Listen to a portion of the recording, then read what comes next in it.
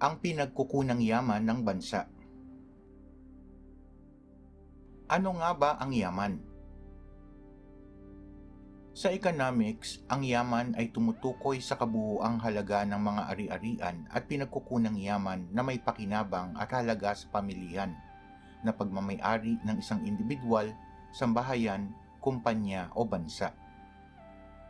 Ito ay hindi lamang tumutukoy sa pera, kundi anumang bagay na maaaring gamitin upang makalikha ng karagdagang halaga o matugunan ang mga pangangailangan at kagustuhan. Mayroong tatlong pangunahing pinagkukunang yaman ang isang bansa. Ito ang likas na yaman, yamang tao, at yamang pisikal. Ang likas na yaman ay tumutukoy sa mga bagay na nagmumula sa kalikasan na hindi gawa ng tao, tulad ng lupa, tubig, kagubatan at mga mineral.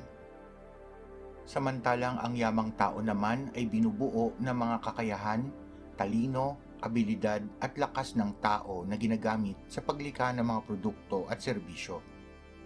Ang tao ang lumilinang ng mga likas na yaman upang matamo ang kapakinabangan ng mga ito.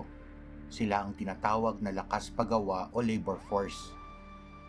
Ang lakas paggawa ay binubuo ng mga taong edad 15 taon gulang pataas na may sapat na lakas, kasanayan at maturidad na makilahok sa mga gawaing pang-ekonomiya.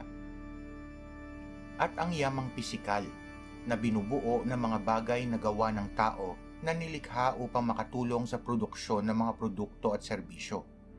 Ito ay binubuo ng mga gusali, kagamitang pangtransportasyon, pangkomunikasyon at pamproduksyon.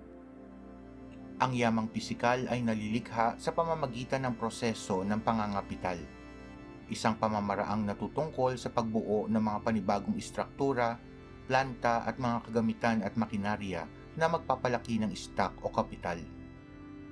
Ang yamang pisikal ang nagpapahayag ng potensyal o kakayahan ng isang bansa na makagawa ang isang ekonomiya ng iba't ibang uri ng produkto at serbisyo.